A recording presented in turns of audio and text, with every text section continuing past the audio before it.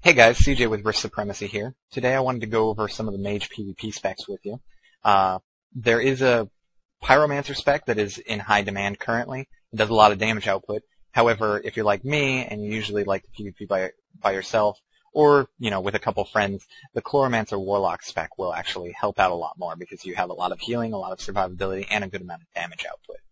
So starting with this spec, as we're leveling, we're going to put our first 3 points into Accelerated Growth and a point into Magical Affinity.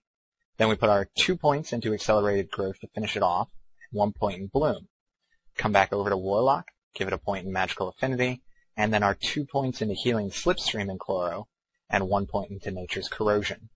We put another point in Magical Affinity, head back to the Chloromancer tree, 2 points into Nature's Corrosion, and a point into Empowered Veil.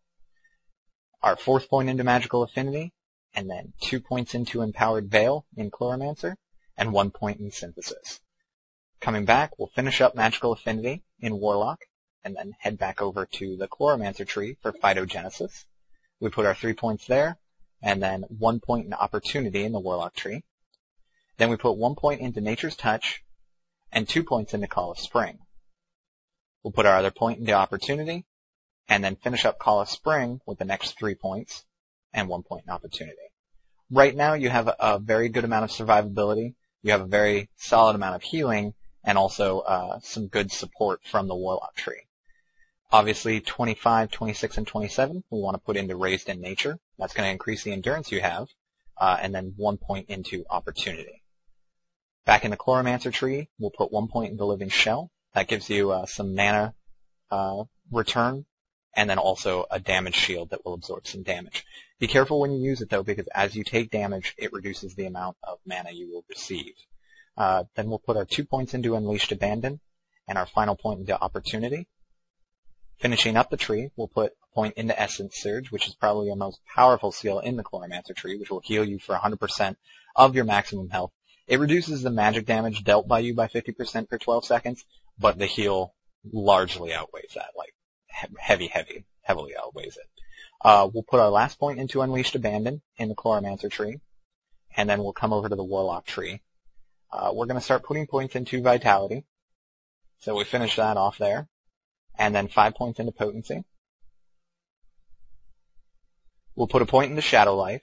Now at this moment I'd like to point out that Shadow Life and Essence Surge is a very solid combination. Shadow Life increases your total max health by 50% and heals you for 50% of your new total max health.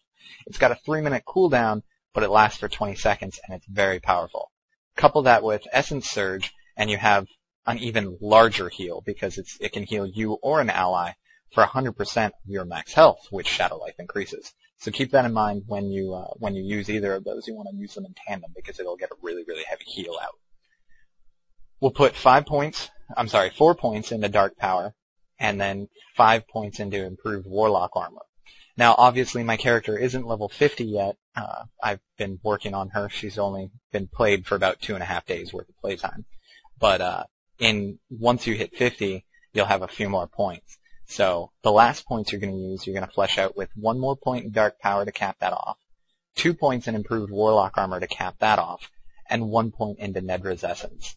Finally, you'll put your last 2 points into Clinging Form, which will increase the duration of Transmogrify by 4 seconds, and then reduce the cooldown by 10 seconds, so you can cast it every 5 seconds. And it'll also end up giving you Thunder Blast, which does a large amount of air damage, and also knocks the target back. Again, this is a very solid spec. It focuses more on support than damage output, but again, it does have quite a bit of damage output, so you don't have to worry about that.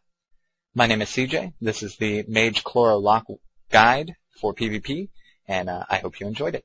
Thanks.